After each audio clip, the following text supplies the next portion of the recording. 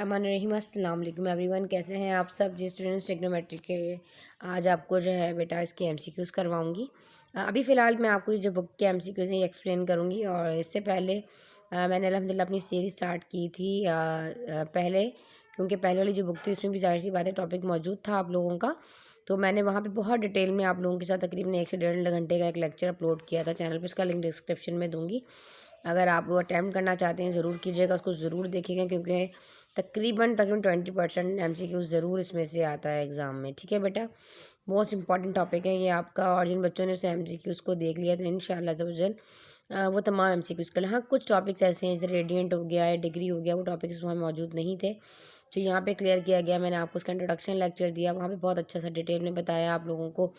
फिर साथ में मैंने जब इसका स्टार्ट किया था ये साथ साथ हर टॉपिक के मैं आप लोगों को इंट्रोडक्शन देती थी। उन लेक्चर्स को ज़रूर वॉच कीजिएगा ताकि आप लोगों के बेसिक तमाम कॉन्सेप्ट जो है वो क्लियर हो जाए। आ जाते हैं मल्टीपल चूज क्वेश्चन आंसर्स हैं आपके पास। पहला वाला आपके पास बताता है the system of measurement in which angle is measure in radiant. देखो भाई, एंगल का जो यूनिट है आप सबको पता है यहाँ पर। अच्छा, मेजर करने का तरीका डिग्री भी होता है, अगर हम देखा जाए तो रेडियंट भी है। ठीक है ना, आप रेडियंट में भी करते हो और आप इसकी मेजरमेंट जो है वो आप किस में डिग्री में भी करते हो। जैसे कि पूरा एक सर्कल है, मैं अपना पेन ओपन कर लेती हूँ, मैं आपको बताती हूँ। जैसे कि बेटा ये पूरा सर्कल है आपके पास, अगर हम कहें डिग्री में तो आप कहोगे मिस 360 डिग्री होता है।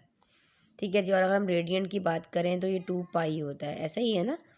तो देखो इस तरीके से यहाँ थोड़ा सा मैं क्लियर कर दूँ। आपका जो फर्स्ट MCQs है उसका जो रिलेशन है वो मेजर एंड एंगल से है। देखो भाई, ये measure and angle is sexadecimal system. देखो डिग्री, मिनट्स और डिग्री मेजरमेंट्स जैसे कि मैंने अभी आप लोगों को सिखाई थी, इसमें एंगल का यूनिट आप डिग्री में भी फाइंड कर रहे होते हो ना।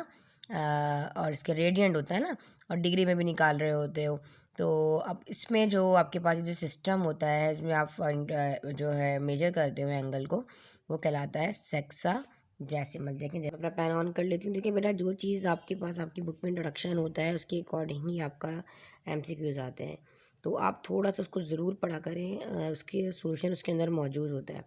तो बेटा यहाँ प्रॉपर तरीके से इस लाइन में आप देख रहे हो, आपको लिखा हुआ है the system in which angle measure in degree, minutes and seconds is called the sexagesimal system.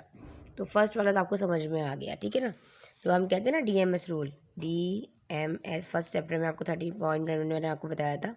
D में डिग्री, मिनट्स में 1 स्लैश एंड सेकेंड में 2 स्लैश।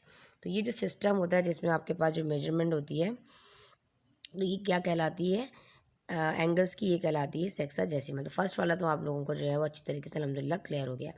अच्छा, MCQs की तरफ जाते हुए सिर्फ मैं यहाँ पे एक बात और आप लोगों को बता दूँ मेजरमेंट ऑफ एंगल के हवाले से, क्योंकि एक MCQs यहाँ से भी आया है वहाँ पर। तो जब मैं वहाँ जाऊँगी तो आप लोगों को काफ़ी जो है यहाँ से हेल्प मिल जाएगा। देखो बेटा, an angle is define as union of 2 rays which have a common point. देखो जी, ये 2 रेज हैं, ठीक है ना। इनका जो एक कॉमन पॉइंट है इसको कहते हैं वर्टेक्स। फर्स्ट साइड जो होती है बेटा ये इनिशियल है और दूसरी वाली आपके पास टर्मिनल साइड है। और जाहिर सी बात है तो अदर साइड इज़ टर्मिनल। अब तो ये इन दोनों के मिलने से क्या चीज़ बन रही है, आपके पास एक एंगल बन रहा है। ठीक है जी, यही चीज़ अभी आ जाते हैं MCQs की जानिब। ये रहे, चलो जी। अब फर्स्ट में आपके पास है the system of measurement in which angle is measure in radiant is called sexadecimal system. ठीक है जी, समझा दिया आप लोगों को। सेकेंड वाला MCQs भी इससे रिलेट था। The union of 2 non collinear at point vertex is called angle. ठीक है जी, तो सेकेंड वाला भी जो है वो आपके पास क्या हो गया है, वर्टेक्स एंगल बन गया है ना। देखो ये 2 रेज आई, एक इनिशियल हुई एक टर्मिनल हुई और एक पॉइंट वर्टेक्स है। तो क्या बन रहा है यहाँ पे, एंगल बन रहा है। डिग्री नहीं, रेडियन नहीं, मिनट नहीं, angle. A is the right answer. First वाले में बी ऑप्शन राइट था। ठीक है जी। अब थर्ड देख लीजिए, आपके पास लिखा हुआ है यहाँ पर 10 डिग्री। आप सबको पता है कि आपके, अच्छा जी, थर्ड MCQs आपके पास है 10 डिग्री। ये आपको नज़र आ रहा है यहाँ पे। अब आप सबको पता है डिग्री में 1 डिग्री किसके इक्वल होता है, ये सारी चीज़ें मैंने आपको इंट्रोडक्शन में अल्हम्दुलिल्लाह करवाई थी। तो आप लोग बेटा इंट्रोडक्शन लेक्चर जो है ना आप इसका ज़रूर देखिएगा, उसको देखने से आपको काफ़ी हेल्प मिलेगा। और अल्हम्दुलिल्लाह अगर आपने वो देख लिया तो आप ये खुद ही सारे MCQs जो है वो आप लोग खुद कवर करेंगे। आप तमाम बच्चों को पता है कि आपके पास जो 1 डिग्री है वो बराबर होता है 1 आवर के, अगर हम देखें तो, ठीक है जी। और 1 आवर किसके बराबर होता है? 60 मिनट्स की, सिंपल सी बात है। और 1 आवर में कितने सेकंड्स होते हैं? 3600 सेकंड्स होते हैं 1 घंटे में, ठीक है जी। यही चीज़ है ना। तो जब भी हम डेसिमल डिग्री की बात कर रहे होते हैं तो हमें पता है कि हम पहले डिग्री रखते हैं, फिर उसके बाद जो है हम क्या करते हैं, देखो इस तरीके से हम पहले डिग्री लेते हैं, फिर हम मिनट लेते हैं। जब हम मिनट की बात करते हैं तो हम मिनट को डिवाइड कर देते हैं बच्चे 60 से, और जब हम सेकंड की बात करते हैं तो सेकंड को डिवाइड कर देते हैं हम 3600 से। इस तरीके से ही है ना। तो अब यहाँ पे हमारे पास तो हुआ क्या कि हमारे पास जो 1 डिग्री है वो बराबर है 60 सेकंड के। अब यहाँ पर इन्होंने हमें 10 डिग्री दिया हुआ है कि आप 10 डिग्री को फाइंड कर बताएं कि हमारे पास जो हमारा 10 डिग्री है बच्चे वो किसके बराबर होगा। तो आप सिंपल क्या करोगे, 60 से जो है क्या कर दोगे, इसको मल्टीप्लाई कर दोगे ना, जितने ऐड कर दोगे देखो, तो ये आपके पास आ जाएगा 60 इंटू 10। तो आप मल्टीप्लाई कर लो तो ये आपके पास आ जाएगा 610 डिग्री जो है वो आपके पास 600 जो है वो सेकंड के इक्वल, मिनट के इक्वल आ जाएगा। तो इसका राइट ऑप्शन जो है वो कहाँ आ रहा है जी? सी ऑप्शन जो है वो आपके पास आपका राइट ऑप्शन है, दिस वन, यहाँ पे देखो ये वाला, ठीक है जी। अच्छा बेटा देखो, जैसे कि ये एक सर्कल है, पूरा सरकमफेरेंस हम ले लेते हैं ना। अब अगर मैं बात करूँ पूरे सरकमफेरेंस की, तो आप एंगल की बात करोगे तो आप कहोगे मिस इसका पूरा जो है वो 360 के बराबर है, ठीक है जी। अगर हम डिग्री की बात करते हैं, अगर हम रेडियन की बात करते हैं तो मैं तो इसको 4 पार्ट्स में इस तरह डिवाइड कर दूँ, देखो ऐसे। तो आप यहाँ पे आता है 0 पाई, यहाँ जब स्टार्ट होते हुए जाते हैं, डेसिमल में भी बताती हूँ, फ्रैक्शन में भी बताती हूँ, ताकि आप लोगों को क्लियर हो जाए, ठीक है जी। और एंगल यहाँ पे क्या बन रहा है आपके सामने, यहाँ से स्टार्ट कर रहे हैं हम 0 पाई, यहाँ आ गए, ये है 90 डिग्री, इधर 90 ही है ना। यहाँ आ जाओ, ये होता है, यहाँ पे आया तो ये 180 डिग्री हो गया, इधर आए तो ये यहाँ पर आ गए तो ये हो गया आपके पास 270 डिग्री, और पूरा घूम कर आया तो ये आपके पास हो गया 360 डिग्री, ऐसे ही है। अच्छा बच्चे, ये फर्स्ट क्वाड्रेंट, ये सेकंड, ये थर्ड, और ये वाला फोर्थ, ये फर्स्ट है, यहाँ लिख भी दूँ ऊपर, ये वाला सेकंड क्वाड्रेंट है, ये वाला आपके पास थर्ड क्वाड्रेंट होता है, आप सबको पता है, ये वाला फोर्थ क्वाड्रेंट होता है, ठीक है जी। अब फर्स्ट क्वाड्रेंट में आपके पास क्या है बेटा, अब ये था, पहले तो मैं रेडियन की बात करी थी, पहले वो बताऊंगी फिर आगे जाएंगे। अच्छा जी, यहाँ पे आपके पास 0 पाई है, जब घूम के 90 के पास आए तो ये हो गया पाई/2। क्या हुआ, पाई/2 भी लगा सकते हो, और इसकी जगह पे आप 1.5 पाई भी लिख सकते हो। अगर डेसिमल की बात करते हैं, मैं 90 की बात करी, 90 के ऊपर पाई/2 होगा। जब हम 180 पर आ जाएंगे तो आपके पास क्या हो जाएगा, सिंपल 1 पाई हो जाएगा। डेसिमल में लो या वैसे लो तो 1 पाई ही होगा। हम आ जाते हैं इस वाले पॉइंट पे, ठीक है, ये देखें इस पॉइंट पे 270 पे, 270 पे होता है 3/2 पाई। 3/2 पाई लो या 1.5 लो, एक ही बात है। अगर हम डेसिमल की बात करते हैं तो हम अब लिखोगे 1.5 पाई, ठीक है, सही से लिख लीजिएगा, ये 1.5 पाई है। और अगर आप यहाँ पर आते हो तो ये पूरा कंप्लीट होकर ये हो जाएगा 2 पाई। तो सिंपल मैं यहाँ पे कलर चेंज करके आप लोगों को दिखा देती हूँ, ठीक है जी, ताकि थोड़ा सा आप लोगों को समझ में आ जाए। देखो बेटा, देखो ये 0.2 पाई, यहाँ पर क्या था आपके पास, पाई/2 या 1.5 पाई 90 के ऊपर, 180 डिग्री के ऊपर 1 पाई, ठीक है। और ये 270 है, 270 के ऊपर 3/2 पाई या 1.5 पाई। ये सब समझ में आ गया ना आप लोगों को। अब आपके पास 1 रेडियन क्या होता है, उसके बाद मैं यहाँ पे ये सारी चीज़ें आपको बताऊँगी, ठीक है। अब हम बात कर लेते हैं MCQs नंबर 4 की। यहाँ पे आपके पास है 5 पाई/4 रेडियन। आप सबको पता है कि आपके पास 1 रेडियन किसके बराबर होता है, 1 रेडियन जो है वो आपके पास 180 डिवाइडेड बाय पाई के बराबर होता है। अब 1 रेडियन बेसिकली होता क्या है, ये पूरा सर्कल है ना बेटा, ये सेंटर है, सेंटर से लेके इसके सरकमफेरेंस तक का डिफरेंस जो है वो रेडियस होता है, ठीक है। अब ये 2 रेडियाई है ना, यहाँ से यहाँ तक का डिफरेंस भी रेडियस है। 2 रेडियस के बिटवीन, 2 रेडियाई के बिटवीन जो एंगल बन रहा होता है वो आपके पास कहलाता है 1 रेडियन, ठीक है।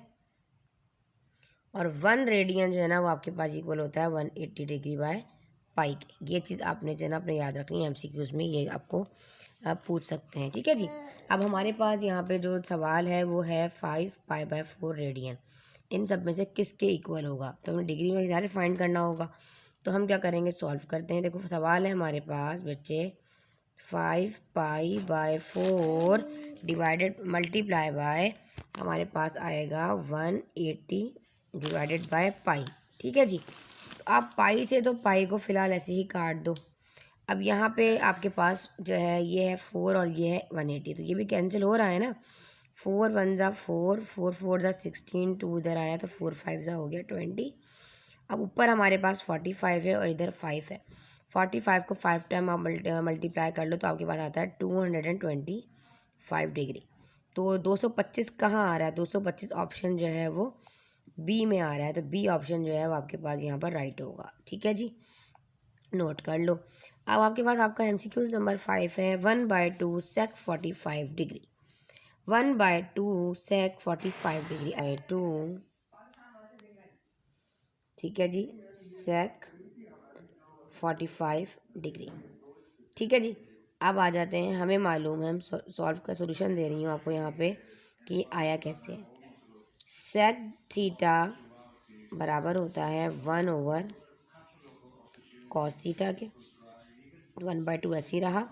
इस sec 45 की जगह पर मैंने ये 1/cos 45 लगा देना है। ठीक है, सिंपल पुट कर देना है। तो ये हो जाएगा 1/cos 45 डिग्री।